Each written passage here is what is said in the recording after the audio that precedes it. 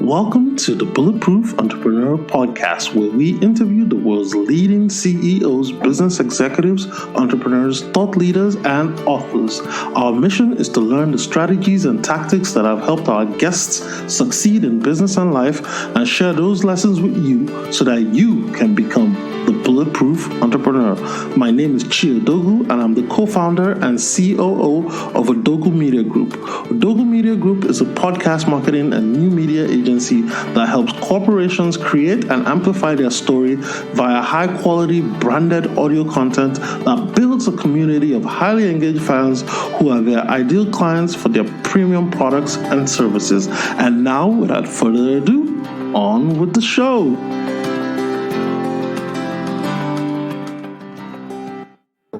Hey everyone, welcome to another exciting episode of the Bulletproof Entrepreneur Podcast. My guest today is Matthew Hunt. Matt is the founder of Automation Wolf and Summit Beast, which is a virtual summit agency.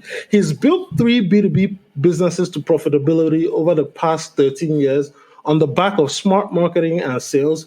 He's been a noted consultant to several big companies around the world, including Remax, Valvoline, FedEx, Touch Bistro, and many, many more. I'm pleased to have him on the show today to talk to us a little bit more about how businesses that are struggling in the middle of the coronavirus pandemic can actually create solutions to solve their problems, make some sales, generate leads, grow their businesses, or even if you're an employee and you found that you've been furloughed, you lost your job, you're laid off or whatever, how you can start to create some profitable ideas to start executing upon to make some revenue. Because yes, though the government say they're going to bail us out and help us, but we all know that sometimes that it's a lot of words and it may not really go as far as it's supposed to. But now that we all have some time on our hands, we can actually take it upon ourselves to say, okay, how am I going to create some actionable solutions and solve my own problem and get myself out of this mess. So it's now on your back that if you didn't want to be an entrepreneur, now is the best time because you've been granted the gift of time to do it. So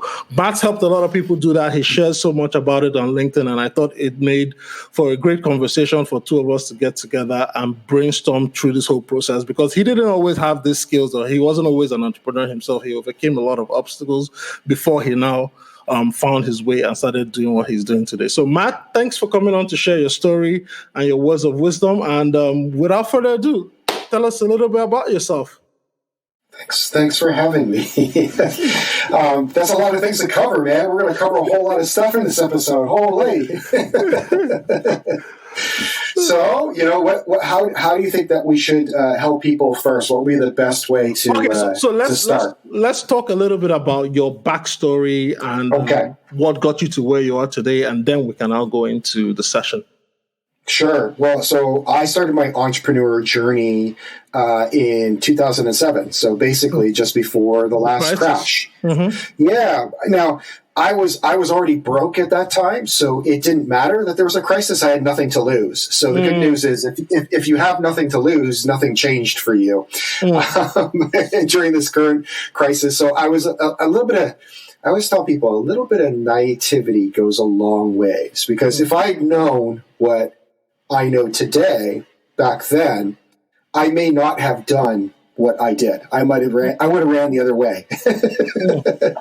And so I think every entrepreneur, you need to exhibit just a little bit of the unknown and naivety to actually succeed. If you don't want to know everything. You want to have a little bit of blind faith and just jump in, and then as you get through it, eventually, you'll push your way through it. Because what happens is you get to a point where there's no point of no return. And and at that point you're too far in, too deep that you can't quit. You only have one choice, which is to finish the race. It's kind of it's like a marathon, right? I mean, there's always that point where you think that you're going to quit, but then you get to the point where you're at the marathon. You're like, okay, I'm halfway through this thing, or 3/4 way through this thing. If I stop now, that's going to be a real waste. And yes, it hurts, and I'm not enjoying this at all, but I might as well finish the bloody marathon, right? Sure. So then at that point, you're going to go. Or the other day, a good example was we took our kids for a hike, and I like doing this with them all the time, is I'll tell them we're going out for a bit of a hike, but I'll go so far out that knowing that it's going to be too much probably for them, but they have no choice at this point. There's no other way to get home but to walk back. and so even though they're tired, by the time we got halfway there, you're like, oh, well, what are we going to do? Yeah. You know what I mean? You just got to keep going. Keep going. So you're building resilience and inner strength in the process. I believe that all good things for all of us come from little tiny stresses, and if you look at this anything, you want to build your immune system, fast regularly, right? Like take a break from eating regularly. It's a little tiny stress. You want to build bigger muscles, lift little tiny weights, right? And you can't just go to the gym and bench press 200 pounds. You got to go to the gym and you start with like 25. And then you do that for a couple of weeks, and then it works to 35, and then 45, right? Now, the trick is between these little stresses, what the mistake that people make that I've learned over time is this, is you want to create little tiny stresses in your life, whether it's mentally, mindset-wise, whether it's physically, health-wise, whether it's in your business or anything, but you want to do them in such a way that they're engineered to succeed. This is key, particularly when you're raising children and things like this. They're engineered to succeed because success begets more success, right? And you build upon it, and it's easier to build upon having success because what it does is it creates a natural feedback loop to the way we naturally behave. Like humans are not very smart, right? Like we evolved through Darwinism, like pain and pleasure, right? And we have these little things that fire off in the back of our brain, our croc brain, our lizard brain, that we can't control. Even things like chemicals, like the chemicals that fire off, even like that we get enjoyment from doing anything. But the point is it gets fired off to try to move us towards things that are good for us and away from bad things. Now, these things were very naturally built in because when we were like cavemen, right? Like, you wanted insulin to fire off or neurons to fire off when you were hungry so that you would go and do the things that you need to do to eat. But today most of us don't have to go hunt for our food or scrounge for food. And so these neurons don't fire off, but we overeat, or we use it the wrong way. So today you have to be really, really careful about what ones you're firing off to be productive and useful for yourself. And you need to make sure that you engineer success. The biggest mistake people do is they go, I'm going to start a business and do all these things, or I'm going to start going to the gym 5 days a week, and you end up failing, and it fires off something you can't control, which is an emotion of negativity that makes you want to run away from doing that thing, that failure. So instead, you have to trick yourself. You have to go, okay, I'm going to go and I'm just going to do one push-up each day for the rest of the week. And next week, I'm going to do 2. And what ends up happening is you just end up like going, 2 is easy. I'm going to do 3. And you just start going, damn, I can do 4, and I can do 5. And you start getting addicted to like the success that you're doing, that you end up getting more of what you want usually. So the trick is little stress, but engineered success. Cool. Yeah. And in terms of your backstory and your career into entrepreneurship, so how did engineering success help you through 2007, 2008, and even into 2009? Because I know that period, at least for a 3-year stretch or so, it was difficult all around for most people, even when starting new businesses. Yeah, well, I got really lucky in a lot of things in my life. So some people get dealt a good set of cards, and some people don't, right? And so even since I've been a young child, I've been very, very lucky in the things that have been gifted to me. And I guess I was just a little bit smart enough to jump on some of that luck and propel it forward. So, I never planned on being an entrepreneur. Just kind of, I think I'm naturally organically an entrepreneur, but I didn't know it. I wasn't born into an entrepreneur life. So what ended up happening was, I developed some skills along the way from having some of the right mentors that laddered up to being an entrepreneur really easy. So my previous career was I was an actor on stage for 10 years. And, so that was very, very helpful. That transitioned me into a job which was direct sales, like door-to-door sales. And that door-to-door sales skill laddered me up into having the ability to start a business. Right? And so I was lucky that I had some of those things occur in my life that prepared me to take those next steps. And at the same time, each one of those things forced me into the next step just naturally and organically. So, for example, I was pretty committed to being a theater actor and worked for 10 years on stage doing it. However, even though I was making a living and doing it, it wasn't conducive to what was happening in my life. My girlfriend at the time, who is now my wife, became pregnant.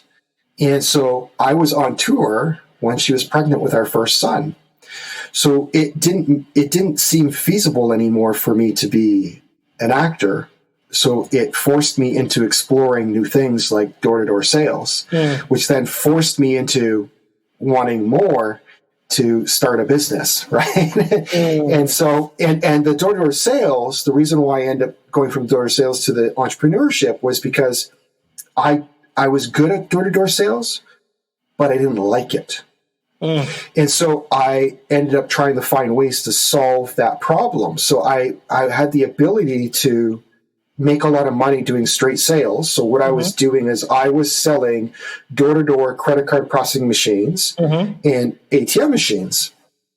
And I was good enough and used to going up and talking to people on the spot because I spent years of auditioning and being on stage. I was comfortable with that. Improvisational skills that you learned. Yeah, that's right. It was there. So I was able to do well, where a lot of door-to-door salespeople don't have those skills and they struggle. They don't last long. So I was able to make a living. I could go in, knock 100 doors, make a couple sales, and make a very, very healthy living because commissions were like $1,000 per sale that you would make. So as a young man, that was great. Making $1,000 or $2,000 a day, I was like, damn, this is awesome.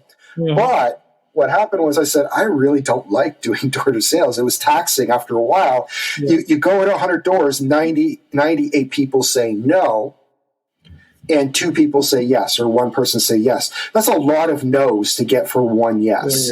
It's emotionally draining. And most people who've been in sales really understand that. And you have to have a very, very strong spirit to do that for a long period of time. That's why the burnout rate is so high for straight commissions type job. The reward is really high, but the burnout is really high. And that's why only 1% of straight commissions people make a lot of money, and the rest don't really make money and burnout, and they end up looking for like a salary type job because it's way too hard. It's very, very difficult. But what happened was what's great about having a straight commissions job is it starts building that strength, that muscle, like working out, that you need to probably be an entrepreneur, to handle all the toughness, the mental toughness, right? To be an entrepreneur, it started building that resilience for me, and it created something in me that made me become innovative to find better ways to do it. So I knew that there was probably a better way to do the sales than go door to door. So I just started doing my own telemarketing. So instead of going out 5 days a week and hitting 100 doors, I said, you know what? I think I'd rather sit at home with the yellow pages and call a bunch of businesses and set up 1 day of appointments. So this way I only had to meet with maybe 10 people in a week face to face. And I could go through the numbers quicker on the phone to see who was interested and then close them. So I started leveraging my time better. And that was great. It developed more skills of learning how to be on the phone. However, what ended up happening was even that became taxing. Telemarketing every day was like, it's just spirit killing. Like it just kills your soul after a while. Like it wasn't that it didn't work and that I couldn't do it. It was just soul crushing for me. I was an artist, remember? I'm a bit of a flaky artist. Like, I enjoyed performing on stage, but I didn't really want to piss off a whole bunch of people who didn't want my product. And especially getting that rejection, because the actor seeks applause after every performance, and this is insult after every performance. So I can see the contrast there. Yeah, well, anyone will tell you nobody likes rejection. Mm-hmm. No one. There's a lot of people who teach and salespeople who are like, oh, every no gets you closer to a yes. But you know what? A lot of that stuff is a lot of bullshit guru. That's the stuff that they used to do in the circle. So like what they would do with these straight commissions stuff, they would get all the people in the room who sold, and they would do a huddle and this rah in the morning, and then send you out, and they'd point to the guys who were doing really well. Which was like someone like me. They'd be like, see, Matthew's doing it. He just sold 2 sales yesterday. You go out and do it. You can make $2,000 a day too. And they get you all riled up and send you out. And most of the guys would come back with their tail between their legs with no sales. And after you do that for about 60 days, they quit. There's only like the 1% that actually is able to do it. And the reason I was able to do it is because I had 10 years of auditioning and 10 years of listening, because I know that sales is really 90% listening and 10% selling, right? But most guys don't have that skill. They're not taught how to listen. So if you want to actually get really good at sales, one of the best things that you can do is actually take an acting class, or even better, an improv class. That will teach you more about sales than any sales course that you could take ever, because it's about listening and being able to move with where the conversation is going, right? The other thing that a lot of, that you need to understand about sales is most salespeople are not listening well enough to know where they are and being honest with themselves about where they are. And so what I mean by this is everybody knows this and says this, but they rarely actually recognize it for themselves. People only buy from people that they know, like, and trust. And the higher the ticket price is that you're selling, the more important that becomes. If you're selling a widget for $50, you need less of it. You're selling an annual retainer of $100,000, you need more of it.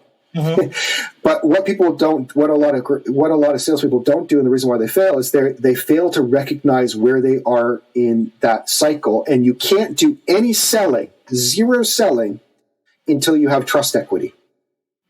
So what some people do is they go, oh, they now know me, so now I can sell. Wrong. They don't know you and like you. And they go, oh, they know me and they like me, now I can sell. Wrong. No, you can't sell until they know you, like you, and trust you. And here's the great thing. Once you recognize that and get good at that, if you can do 90% listening and you can recognize very clear where you are in that cycle, that you have earned trust equity, you literally can sell anything, and anybody would buy anything from you no matter what it is. Because people are rarely buying the thing that it is that you sell. Most of the time what they're buying based on the trust equity that you've banked. And this is why some of the best marketers in the world understand this. And this is why marketing and sales goes together. Yeah. Marketing and sales are not two different things. They're one thing. And it's unfortunate that we actually even make them two different departments. It's they're one department that should be working and breathing together.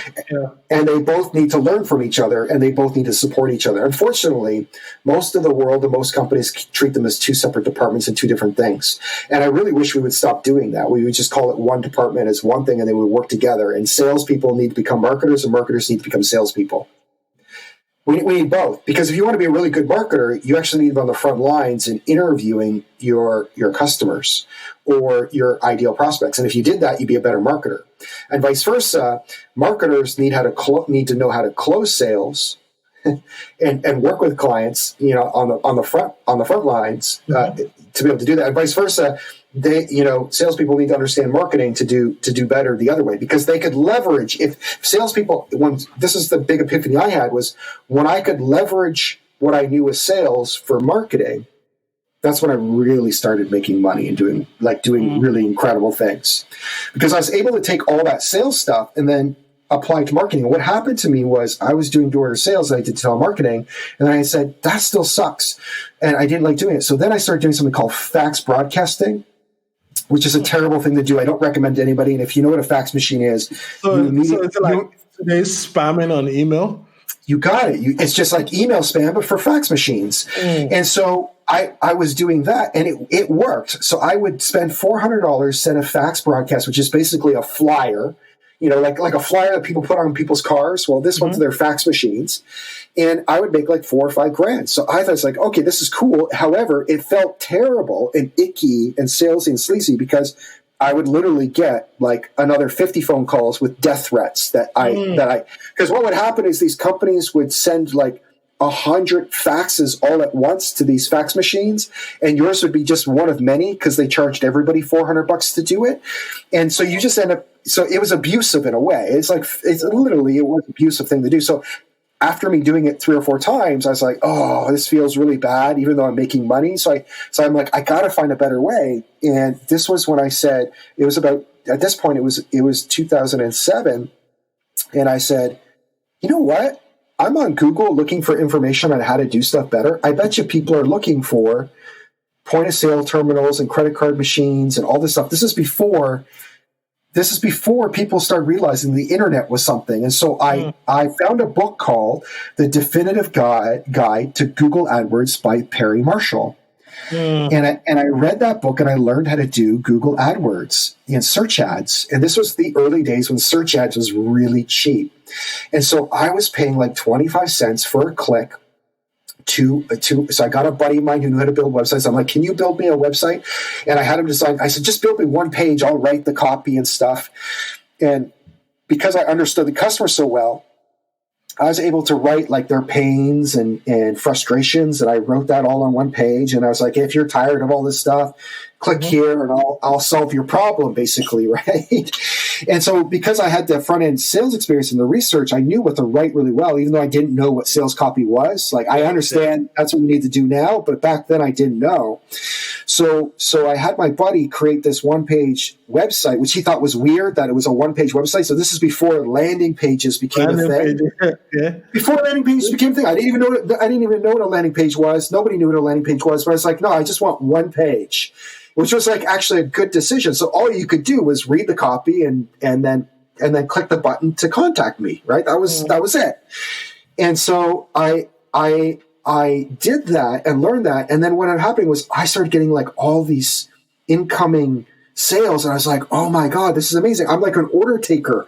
I was like all of a sudden like the very best salesperson at the company I was working for. They didn't know what I was doing. I built it as like a third-party brand. And then after a while, I was like, this is amazing. So I hired a friend of mine to be the order taker because there was no more selling. Literally, people would read the copy, click the button, go, I want to buy what you want to buy. And because it didn't cost them anything, I got paid in another way. I just signed them up. It was free for them to get signed up. I'd save the money, get paid a commission. They're already spending that money on other things or needed it for a new business. Yeah.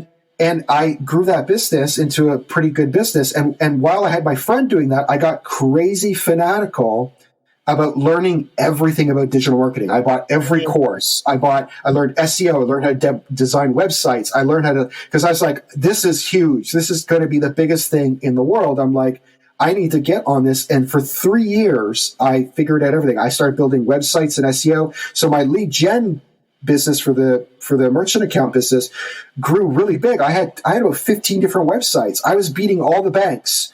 And like I was just some guy in an apartment, just doing all this stuff. So, but then I had this epiphany. I'm like, oh, this is pretty cool. I bet you I could do this for other people.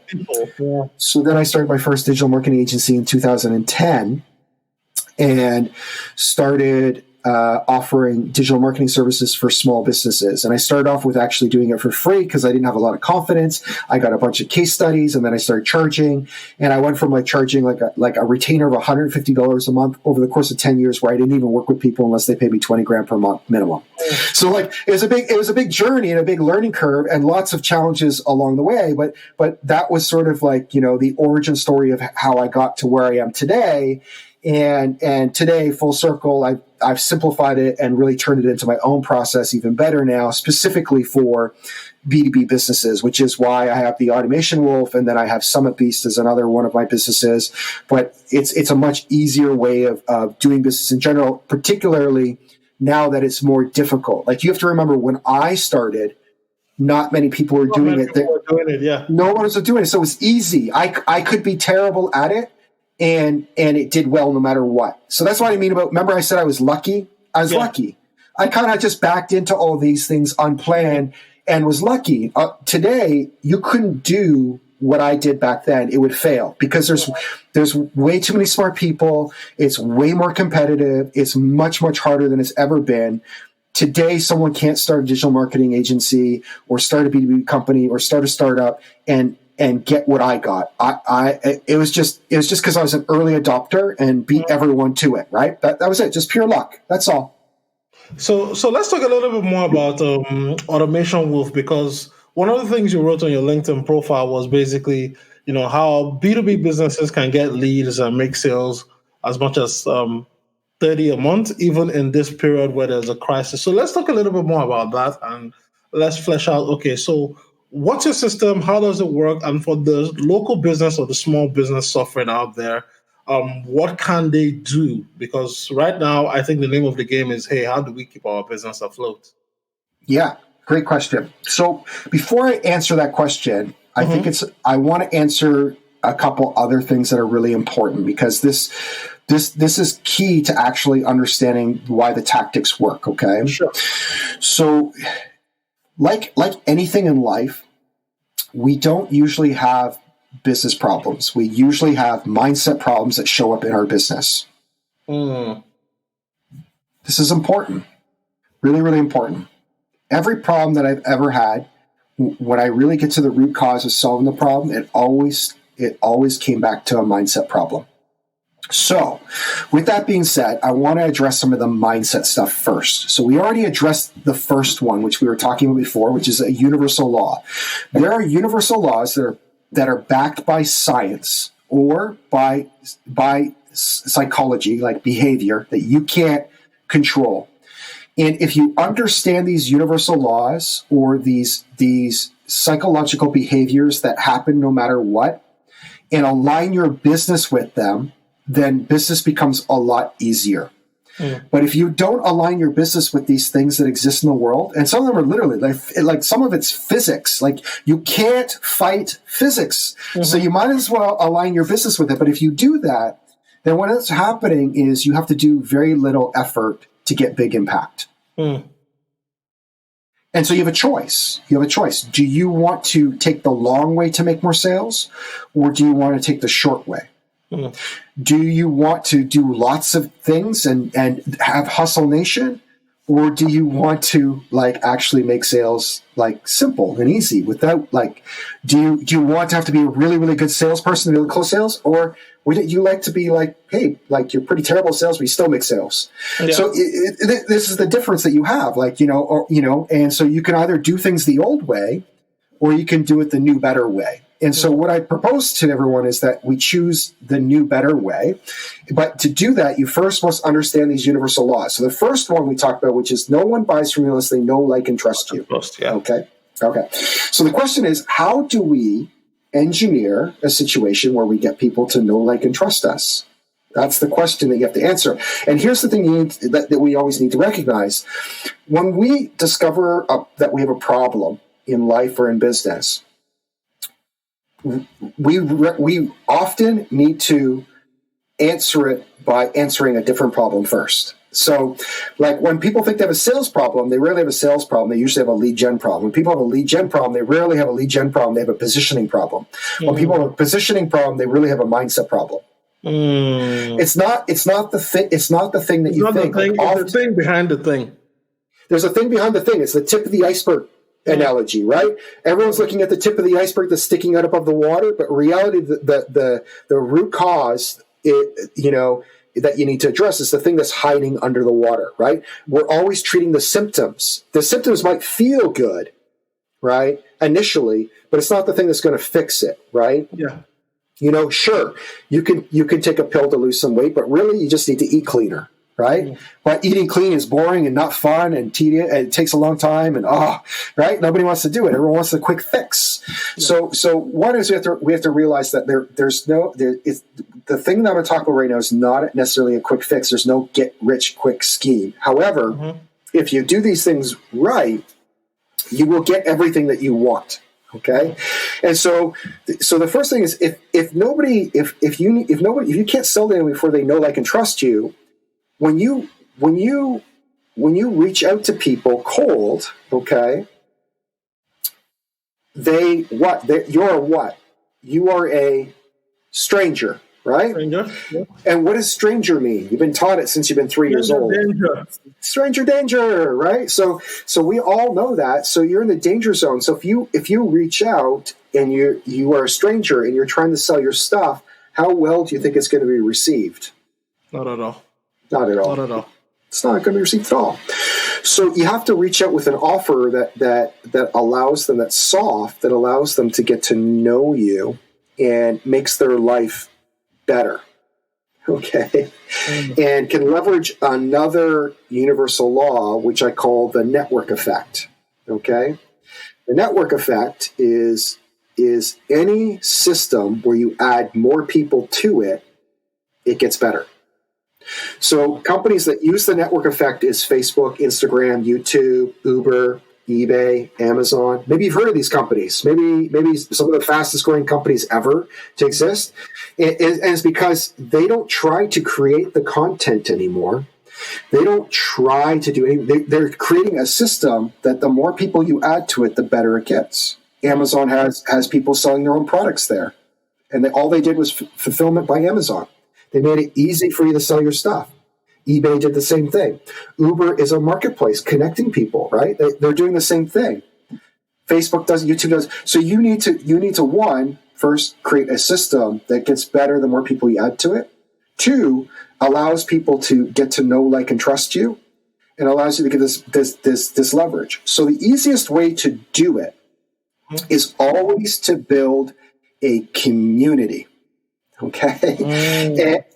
And the smartest marketers and the smartest people in the world understand that the money is always in the community and in the audiences. And I don't say audience very often. I prefer the word community, because an audience is you, okay, broadcasting.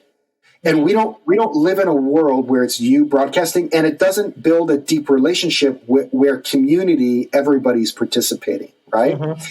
And so here's what you want to do is you want to reach out cold with an invite to join your community that makes their life better. Okay. And by doing that, you're able to position yourself in the community as the host and as the lead expert. And by you doing that, you're able to do more selling at a one-to-many level, which gives you leverage. All right? Yeah. And it gives, what we're doing on this podcast right now. So this is a very similar system. That's right. Mm-hmm. It's a very, very similar system. A podcast would be a tactic in doing that. Okay. Yeah. And so what I recommend is when people get their community, you actually interview people they aspire to be.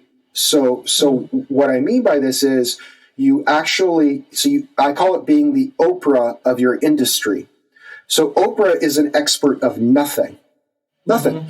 But what she's really good at doing is she's a great talent scout and bringing in the experts, being curious and asking them what should my audience look out for and look for when wanting to do this thing.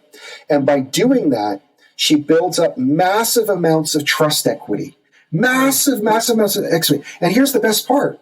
Experts come and go, but the only person people remember is Oprah.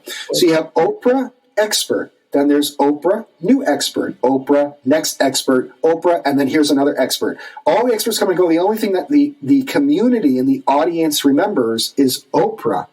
And now look today, if Oprah, no matter what, even 10 years after not being on television, if she jumped online today or jumped on a show or jumped on a podcast or tweeted something out, and there was some company that was struggling that she loved because of COVID-19, and she said, this company is awesome, support them, they would go from struggling or surviving straight to thriving the next day.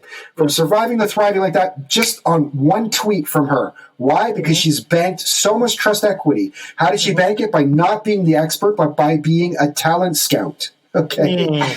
Right? Which is the same thing you're doing. You're going out, reaching out to different experts, and building up a community and audience. This is more of an audience format than a community aspect because your audience can't participate. So if you take this and you also put them into like a Facebook group or put them into some sort of group where they can participate, now you truly have a system that's also leveraging the network effect.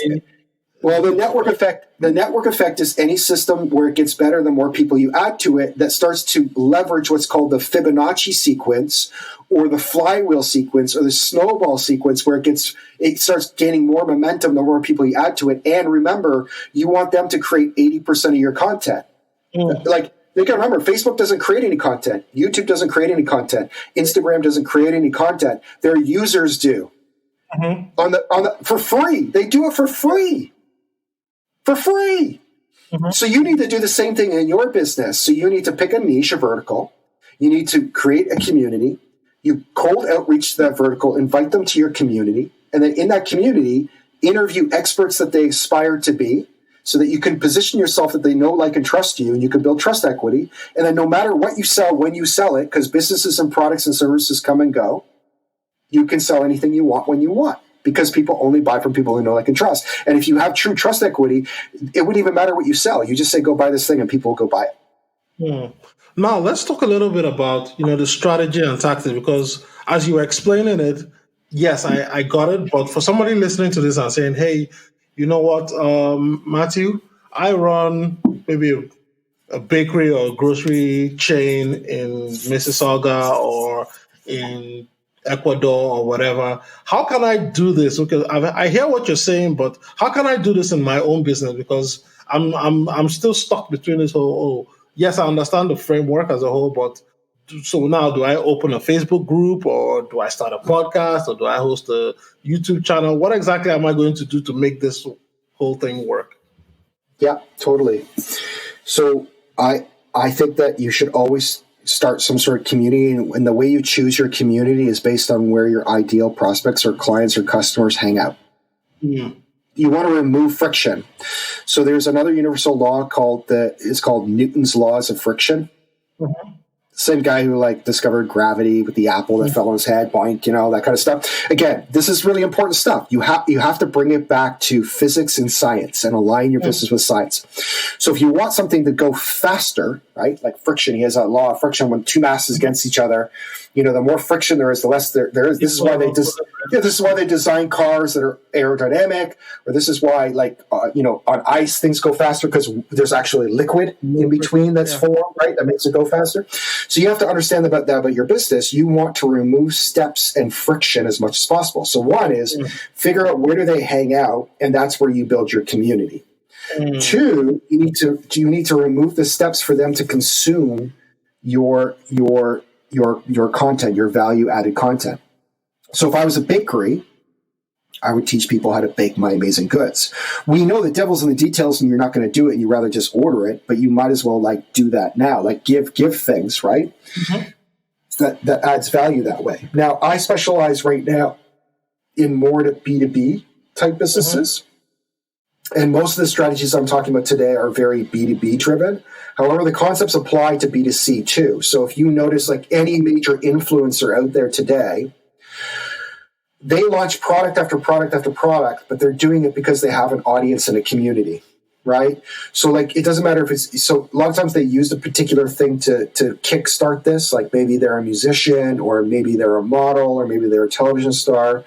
Sometimes people do it by just being amazing at what they do, so good that they can't be ignored, or whatever thing it is they do, and then it launches from there. If you look at Gary Vaynerchuk, Gary V, he started with selling wine and wine TV, and then it learned into him being his agency, and then it turned into him being this major social media influencer, and now he can launch product after product after product. It doesn't matter what it is, right? That's because he's built a community around his personal brand and his business brand and an audience, and he's serious about the community. Now he uses social media not as a broadcasting tool. He uses it as a community tool. So even though he doesn't have an actual community he puts people in, he treats the comments like a community. He gets them engaging and talking, and he talks right with them, right? So it's kind of the same kind of concept. I think it's a harder way. Most people don't have the hustle that Gary Vee has. And so most people don't have that mental toughness to do what he does. So most people would fail at doing that, right? So if you want to engineer success, then you want to put them in an isolated community as at a smaller one and engineer these wins. There's ways of engineering these wins with these tactics that you can do by getting them talking and creating or bringing in experts. Like Gary Vee is great and entertaining and knowledgeable, but you don't need to be the expert. You don't need to be smart. So like if I ran a bakery or if I was an NA expert, I would go find all the other, I'd go find all the Michelin starred bakers. And interview them and do a cooking show with them in their home. Hey, let's go live. You cook in your kitchen. I'm here. Let's record this for this community. And people are going to come. And then there's something really cool when you do that. When you also leverage other experts, you get to borrow something that's more important, which is you get more. It's called their audiences, OPA. So everyone knows OPM. What's OPM? Other people's money? Yep, you got it. So that's good, right? Yes, you want to leverage other people's money. Everyone who understands real estate gets this. They're like, hey, I'm going to buy cash flowing real estate. I'm going to take $20,000 and put down to buy the $100,000 property, whatever it is, wherever you are in the city. In Toronto, it's $1 million, but somewhere else in Peterborough, you can get a property for $100,000. But the point is, you're buying cash flow property, and then the bank is actually purchasing the majority of it, and then the renters pay for it. Smart, right? That's a great, nice way to increase your net worth and your wealth over time. Well, you want to do the same thing with experts. Stop being the expert, be a talent scout, bring in experts that are bigger than you, have bigger brands, and then you get to leverage their audiences, OPA, other people's audiences and other people's authority. You don't need to be the expert. Like I told you, was Oprah an expert? Absolutely not. No. Right, and there's some people who've turned into major experts. Like people might recognize the name Tim Ferriss. Look at every one of his books he wrote. That's like a Bible. It's like this big, right? It's huge. I'm holding my fingers. It's like super thick. Like no one even finishes his books. He's got so many of them, and all they are is experts from other experts from other experts. Right? None of it's his. It's not his. He's just a researcher. So you don't need to be smart. You don't need to be the expert. You don't need to do any of those things. The byproduct is it ends up turning you into an expert.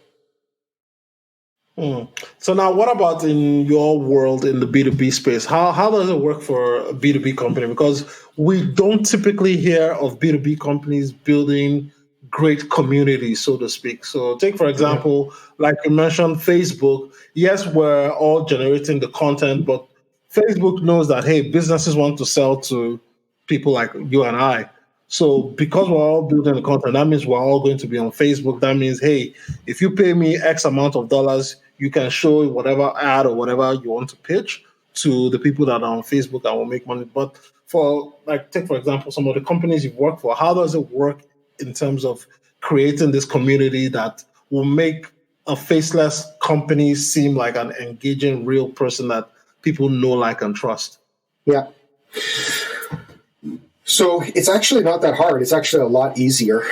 And there's a lot less steps, right? So today, so many people are trying to do so many things that they actually get nothing accomplished, right?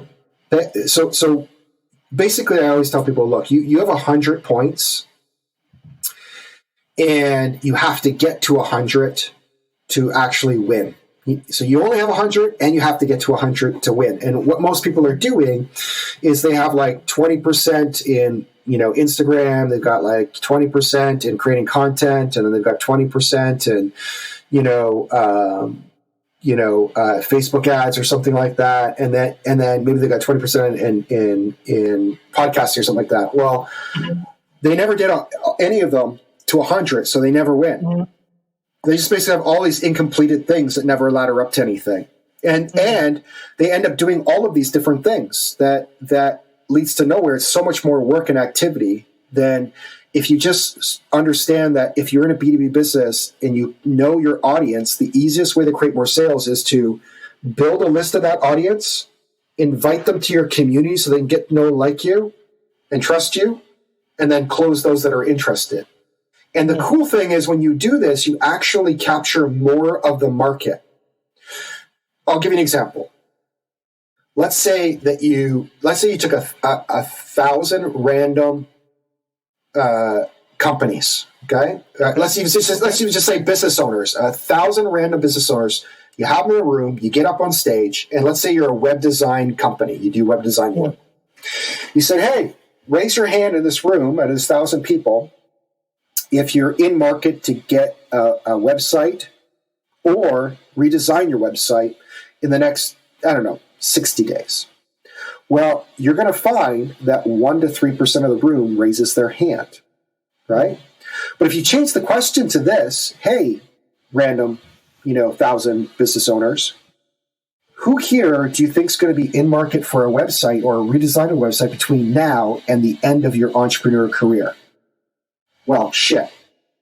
1,000 are going to raise their hand, right? So they're all your customer. The problem is you just don't know when.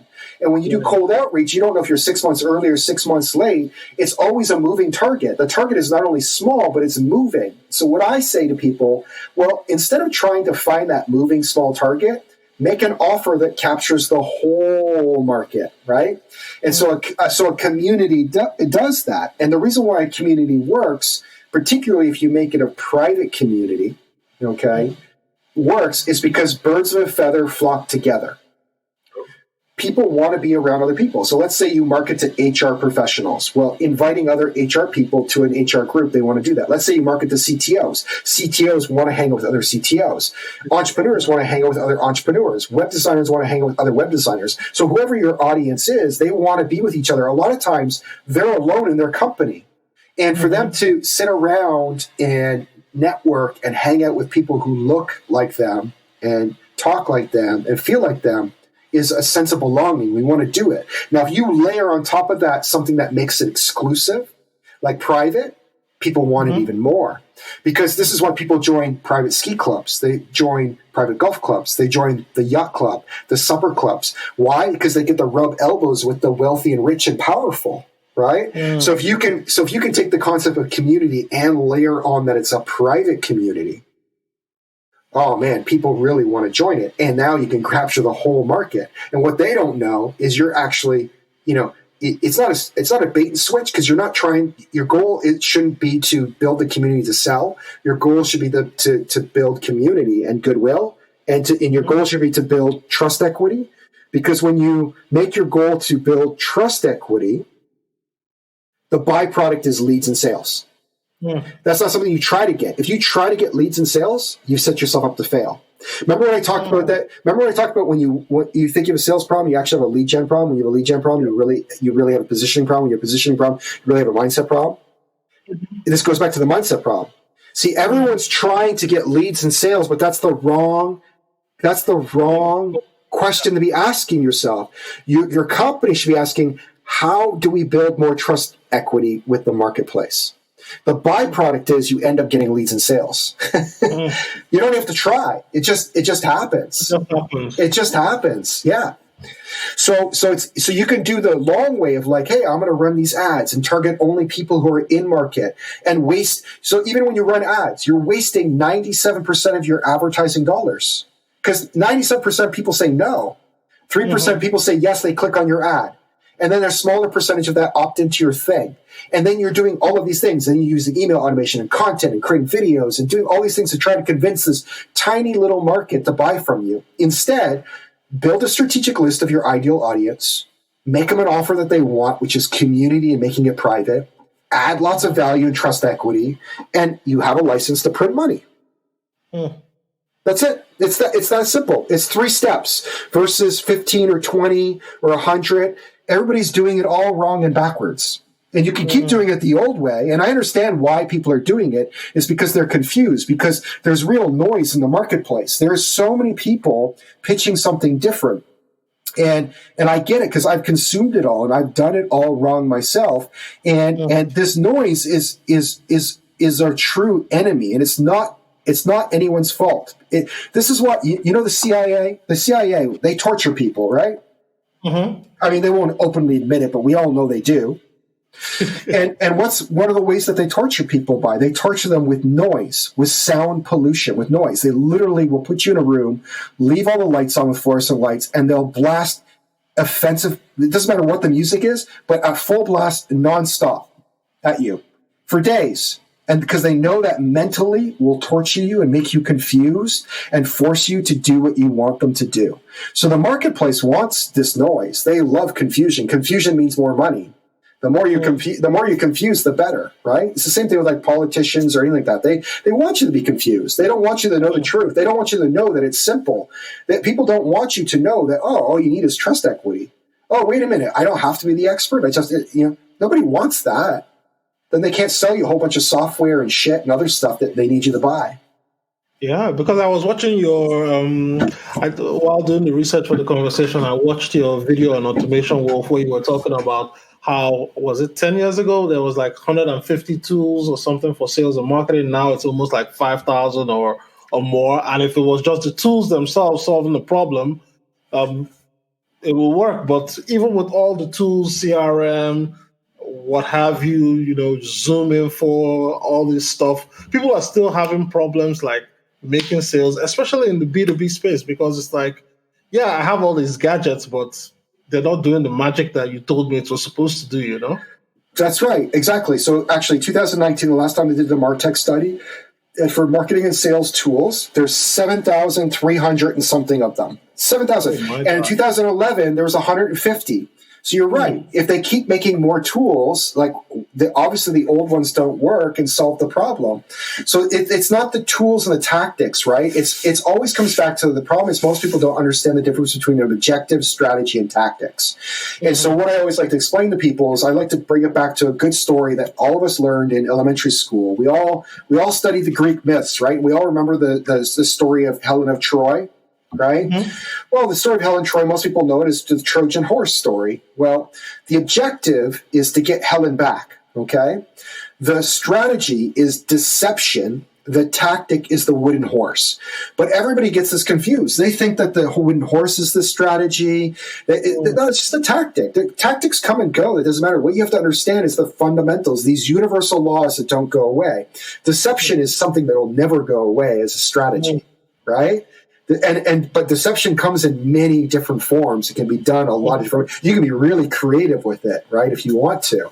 And I'm not saying that should be a marketing thing. Deception is never something you want to do. But that's just an example to understand that most people don't understand the difference between objectives, strategies, and tactics. And so it's important that you understand that in these universal laws. And here's the thing: when you finally have this epiphany, this aha moment, right? Mm-hmm. And you start aligning your business with these universal, scientific, physics laws, okay, or these psychological behavioral laws that we can't change as humans because we just evolved this way. All of a sudden, things get a lot easier. So, like, I know everybody still is like up in arms about, this health crisis of COVID-19, or what's going to happen afterwards when we roll into a recession or depression, et cetera, et cetera. How do I make sales? Well, you know what? My system of community works pre-COVID-19, during COVID-19, and after COVID-19. Nobody ever says they don't want to join my community. No one. And in fact, it works better in a crisis because people are in more need. They crave that even more. They need that even more. Especially now where we're all told to be isolated. So you can't be at home isolated for 2 weeks. Maybe you could do it, but after like the third week, you're going crazy. You want to talk to other people, whether it's on chat rooms or whatever. You just need to commune with other people to share yourself with them. That's right. And so this is what I teach people to do is I go, look, let's take an automated way to find some leverage to use AI-assisted technology to build lists and reach out to people so that you can build a community, leverage the network effect. You can get your content for free and stop being the expert and build some true trust equity. And then by doing that, you have foundation to anything that you want to sell in the future. Because I'll tell you something, I didn't do this with my first two businesses and it was a mistake. Yeah. I built these two large businesses and that I was able to exit from. The first one that I built for credit card processing just petered out. It just ended up dying after it made me money for about 10 years and I just stopped working on it and it disappeared. That was a mistake too, but we'll save that for another story. But the point is, all those businesses, when I sold them, I made some money, but then when I started the next one, I had to start over again. And I'm never doing that again. If I'd even put 20% of my effort into building a community audience, it would be a launching pad to sell anything I want. And now that I've been doing this long enough for over a decade, I know businesses and services and products come and go. What doesn't come and go is trust, equity, and community. And if you do that, you have a license to print money whenever you want. Because it'll change. Entrepreneurs change their stuff. Things change. The world changes. What you sell today may not be what works tomorrow. Businesses have to adapt and change. Most businesses, the most successful businesses in the world, what they started out doing is not what they ended up being. Ever. Ever. Sure. Look at all of the Fortune 500 companies. Look at their origin story. What they started selling 100 years ago, 200 years ago, 150 years ago, 50 years ago is not what they sell today. You have to adapt. But the ones who understand building a real audience for that group works. Mine's the B2B audience. More specifically, if I want to get specific, it's agencies. Why is it agencies? Because that's my unfair advantage. I built and sold to agencies. Therefore, people relate to me a lot more, and that's more my ideal people, right? But generally speaking, B2B is my audience. But with B2B, I can sell them anything. I can sell them podcasting services, content services. I could sell them how to write a book. I can sell them communities. I can sell them email services, automation. I mean, I could do anything and everything. But if I own the community, I have that right to do that. I have the right and a license to print money whenever I want. And the bigger the community gets, the better it works. It follows the network effect, right? You want to leverage the network effect. Use these universal physics laws to find leverage for your business. And so you would apply it to anything that you do, right? Awesome. Yeah. As we start to wind up the show, I think one thing we've missed in the conversation is we haven't talked about the community itself. So when you say community, are you talking about like a Facebook group or like your own private a discourse chat room, or what do they call it, a forum or something like that? Sure. But I think we really need to clarify that for people listening and say, okay, I get what Matthew is saying, but when you say community, what exactly does that mean? Because I don't want to mistake it with the tactic of starting a podcast or YouTube channel or whatever it is. Yeah, totally. So anything that's like a one-to-many broadcasting type thing, like a YouTube channel or a podcast, is not a community. Yes, there's social elements to it, but it's not a community. A community would be things like sometimes a Slack group, could be a private tool like Mighty Networks, or a Facebook group if it's digital. But also, I want you to know that communities exist offline too. Okay. And so you're talking about chambers of commerce. Sorry to interrupt. Yeah. I'm just trying to follow along, like a chamber of commerce or business type of networking group kind of stuff. That's right. That's a community too. And it could be really small. Like, one of the things that I even encourage people to do who are not ready for this as a stepping stone is I always try to teach them to do a mastermind dinner strategy. Okay. And this is where you go and break bread with 5 people in a group once per month, and a new set of 5 people every single month. Well, at the end of the year, you would have broke bread with 60 people. And they want to go to dinner because they want to hang out with each other. So, like, if I reached out, let's say that it's CFOs is my market. Let's say the chief financial advisors, right? Officers. And so let's say I reach out to them and I said, hey, I have this mastermind dinner for CFOs. It's in the area. Love for you to come and join and break bread. Dinner's on me. Of course they're going to want to come, right? It's exclusive. There's fun. And then what I do is I sit down and I engage them to talk with each other. But because I did the invite, right, I'm seen as the host influencer, right, and the main connector. And what happens when they end up doing that? They get to know, like, and trust me because I add value. And then at some point, someone's going to ask me, what do you do? And I'm going to tell them, I help CFOs do this particular thing. And what I find is about 10% of them will end up buying from you, and 10% will refer them to you. So all of a sudden you have 12 new clients. And if your client is worth 50 grand or 100 grand or 10 grand or whatever, shit, you just printed money from eating dinner, something you have to do anyways. That's a community as well too. So on a small level, that's community, but it could be a meetup group. It could be a conference. It's something reoccurring where it's a group of people coming together, and the group of people do most of the effort. You're just the facilitator. So remember, you're a curator. You're the DJ. You're a talent scout. Think of it like that, right? Don't think of it as like, Think of yourself as an investigative journalist, things like that. Don't think of yourself as like, if you go into it trying to sell, you'll totally do it wrong. You have to go in with the mindset, I'm here to build community and trust equity. That trust equity is worth real money. That is where the money is at.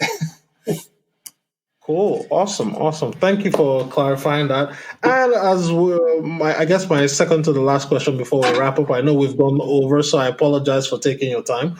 But when it comes to, I think we've covered a lot. We've covered the B2B space, we've covered the B2C space, but now let's talk a little bit about the people who have lost their jobs or are losing the jobs or have nothing to do. Like, if you could help, because you've talked a little bit about everything, but if you could help now, like with the things you've been posting on LinkedIn, for example, how can someone start saying, okay, you know what, I've lost my job, no money's coming in, or maybe I might get some help from the government.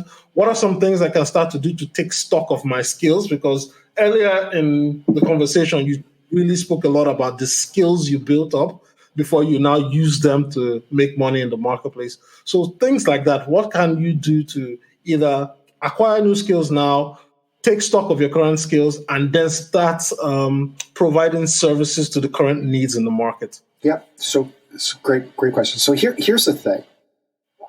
If you have access to internet and a computer, you can do anything that you want. Like, Google is your friend, and most of the information is free. And as long as you are willing to learn and take some action, there's no reason why you can't make money.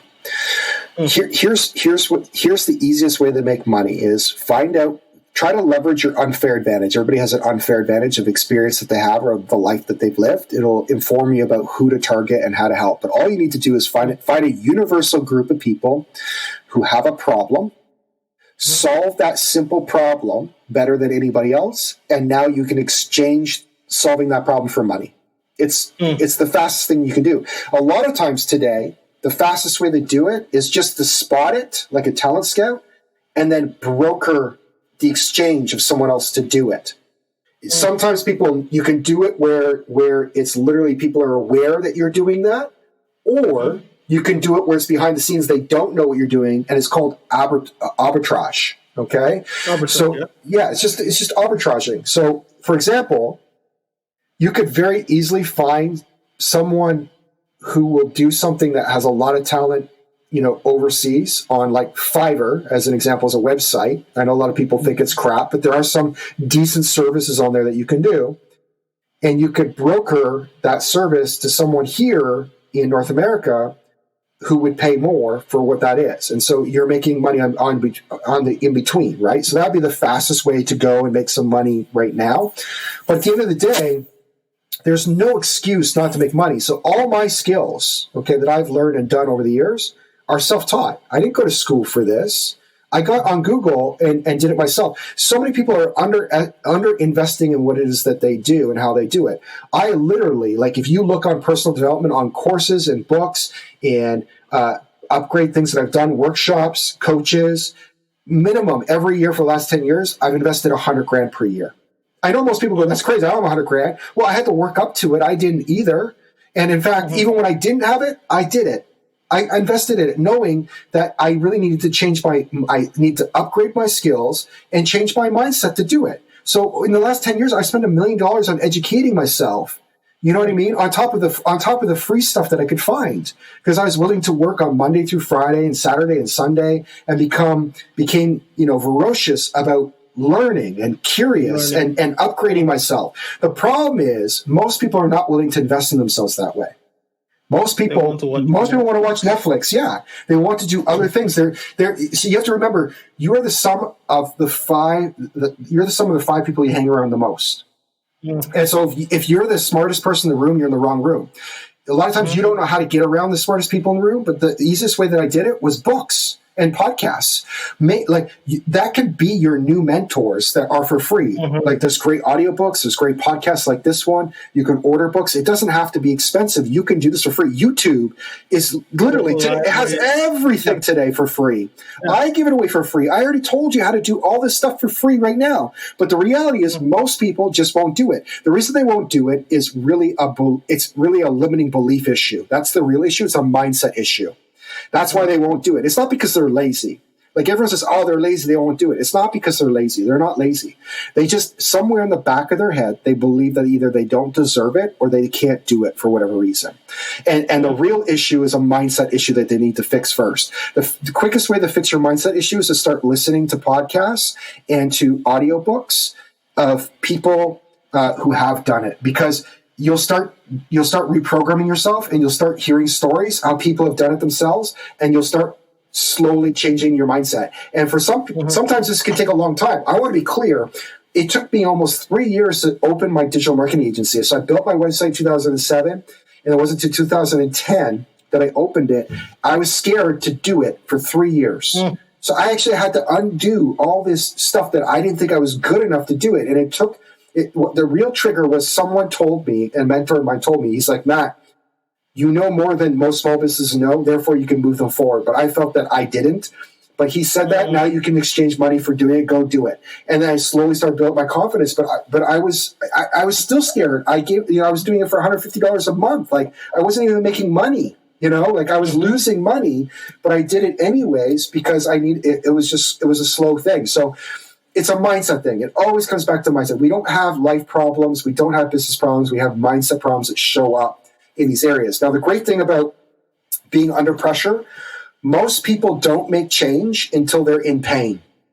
So if you got furloughed or you got laid off, this is an awesome way to get you be forced into a corner. There's no jobs for you. Now you're going to be forced to do that uncomfortable thing, which is like, honestly, you'll look back and it'll be a blessing in the sky. It's stressful right now, but it would have been the best thing that ever happened to you because sometimes you need someone to corner you and pressure you, just like a diamond.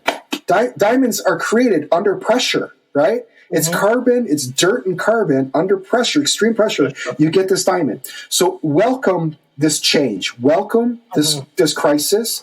Welcome all these things. These are things you should be grateful for, because if you embrace it, it's actually going to get you to where it is that you really want to go, where you'll actually be happier. So it's a really, really good thing. But you have to just go, look, this is it. And there's never been a greater time in life and opportunity. Everything has been democratized. Everything. Everybody has almost an equal chance of starting a business and doing things today compared to ever before. Before it used to be there's only a few media channels. Before there's only a few big businesses and everybody worked for them. Not today.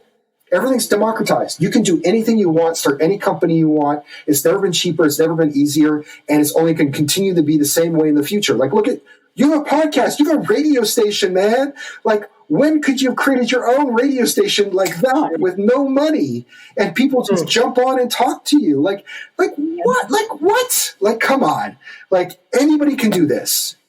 Are you special? You're not special. Am I special? No, man. I'm a dyslexic who barely made it through school. Struggled, barely read and write. Still today, send emails with people go, did a 6-year-old write that email? But yet here I am, doing better than most. I'm part of the 1%. Yeah. Why? Just because it was a mindset thing. I said, I can have that too. If that person can have it, you can have it. And just go start doing it, And then I have the mindset of giving, not taking, right? If you help enough people get what they want, you can have anything that you want to. That's basically what it comes down to. Awesome, man. That's some wisdom bomb right there. And I think this is a very good place to leave it on a high note, because you're right, it's a mindset thing. You talking about the podcast, the radio show. There's a story I read about a guy in South Africa. Matthew, you're not going to believe, with the old Nokia phones, not even a smartphone. Yeah, this guy was able to start a chemical company that makes soaps. Yeah, everything he wrote was just on the old Nokia.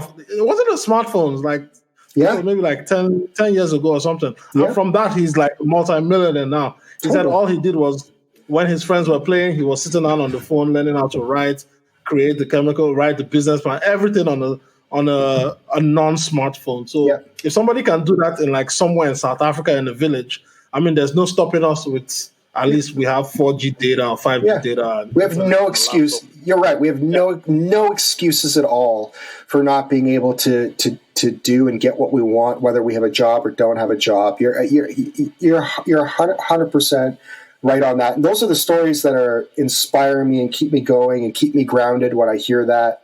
Because it's just like what I've done is easy, and I say I'm lucky, right? That's someone who's not lucky. But I'll tell you something, that person, I guarantee the reason why they did it is because they experienced such extreme pain somewhere in their life that that pain just catapulted them through all the other stuff, and there was nothing that's going to stop them. So sometimes what I tell people is when pain like this happens today, embrace it, because that's the springboard that's actually going to finally push you through all the other stupid shit that's been holding you back, right? Because you need that pain. Part of the reason why I'm successful is because I grew up as a kid thinking I was dumb. And in the back of my brain, I've always said I'm going to be successful and make a lot and I said I was going to make a lot of money and be successful, because my parents used to fight about money, and I hated it. I hated that they were broke and they fought about money all the time. I said, when I was little, I'm going to make a lot of money. And I did. And then I also said, I used to think I was dumb. And I was out to prove that chip on my shoulder of pain as being a kid of not being able to read and write and do well in school propelled me through all the other stuff. You need that pain sometimes to be able to go. You need two things. I'll explain one more thing. This is important. I know we're going over, but this is really important. So just like good marketing, you have to think of your life like an elastic band, okay? You have to be clear about your wants and aspirations on one side of the elastic band, and you must be really clear about your pain, okay? Your frustrations and your fears, okay? And you need that pain and you need that pleasure. You need both at the same time, because when you do that, it creates tension. And when you have tension, just like an elastic band, when you let it go, it goes ping, it goes flying through the air. But if you only have aspirations and wants, like if you just, I just want to be famous, I just want to make money, but there's no real pain, no frustrations and real fear, it won't get you where you want to go. And vice versa, if you only have fear and frustrations but don't have real aspirations, well, then you're just a whiner. Right? You're a wanker, a whiner. Again, you have no tension. You actually need the balance between the two. And if anything, you actually need a little bit more fear and frustration to make it go, because we always move away from pain more than we do towards pleasure. So that's just a universal psychological behavior law that you can't stop as being a human. But if you can stack that in your favor, you can get what you want, but you have to understand that that's how it works. And it's just like an elastic band. You need tension. So this is good. Like what's happening right now in the world, I know everyone's upset, but it's in a weird way, except for people dying unnecessarily, it's the best thing that could have happened. Cool. And what are some books on mindset or podcasts or whatever that you would recommend to help somebody get on this path to like rewiring their mindset and their... Yeah, I think podcasts are a great place to start. One is because they're free, right? Okay. And I think that any podcasts that are interviewing probably just anyone really who's like gone from doing, going from good to great. It's great. I think that a good one is like a good beginner one is Tim Ferriss is a very seasoned podcast. A good one to start listening to as one to begin, because he interviews a wide array of experts from health to mindset to business. But then what you can do is you can start experimenting with different ones that you like until you find the ones that you enjoy. And then from there, that will be the launching pad to you consuming more books or audiobooks, which then will lead you to more like videos and other people, and it'll start you on a really great journey. I wish I had that when I started out. When I started out, the first things I started listening to were actually audio tapes. That's how old I am. Like cassettes. And I started off with Tony Robbins. That's where I began my journey. Yeah. And so I could tell from the way you speak that you're a Tony guy.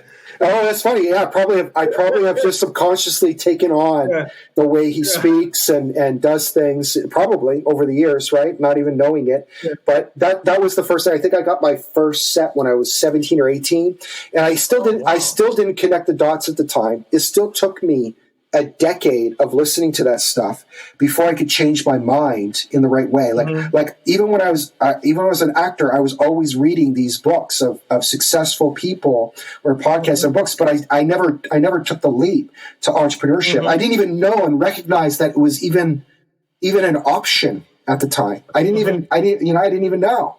So it can be a long journey for some people, but the point is that you take your first one. Podcasts are a fantastic way to do it, I think. Cool. Awesome, man. All right. Thank you. So thanks a lot for coming, man. I really appreciate it. This has been such a fun conversation. Honestly speaking, it's like probably my most favorite conversation for this year, because it's like, it's a lot of stuff you need to know, a lot of mindset shifts, and it's also timely because you can start applying it right away. I shifted from things that were a little bit abstract to more of like timely, because I know that a lot of people need help right now. And bringing someone like Matthew on to talk about this, to talk about his own journey, and of course how to do it, not necessarily just what he did, is going to help you on your own journey to success. So yeah, take advantage of the crisis we have now. Take advantage of your time we have at home in isolation or wherever you are in the world. And forget about Netflix. Yes, Money Heist and Tiger King and all that.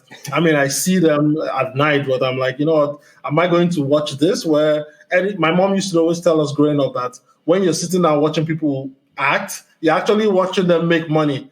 So are you going to watch these guys make money and then you're going to be like, oh, I'm broke, I'm crying, I have no money and all that stuff. So put that aside. You can always come back to it later, but start getting your mind right and your money right. And then when everything is settled, you can go back and binge watch Netflix. Nobody's going to care because, hey, you're going to pay all your bills and you can do whatever you want to do at any point in time. So Matthew, where can people find you, connect with you, reach out to you if they want to learn more about you, Automation Wolf, Summit Beast, or anything else you're working on? Yeah, sure. So I'm pretty active on LinkedIn. That's probably the best place to get me.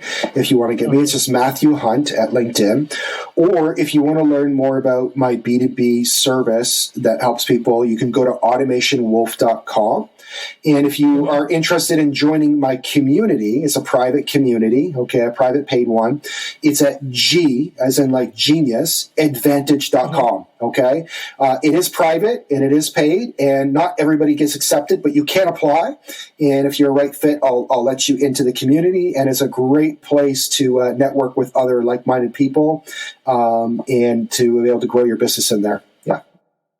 Cool. And I'll trust a link to that when this podcast is edited and ready to go live. So thanks again, my friend. I appreciate it. Thank you. Hey everyone, thanks for tuning in once again to the Bulletproof Entrepreneur Podcast. If you like what you heard on today's episode of the show, please go to iTunes or wherever you listen to your podcast and leave a review and a comment. It helps other great listeners like yourself find the show, and it tells me if I'm doing a good job or not and what type of guest to bring that can impart solid wisdom to help you grow on your entrepreneurial journey. Once again, you can always email me at info@odogwu.com. That's info@odogwu.com to let me know, if you want a different type of guest or if you even want to be considered as a guest on the show. So till next time, guys, have a great day, stay bulletproof, and of course, I'll catch you on the next episode of the Bulletproof Entrepreneur Podcast.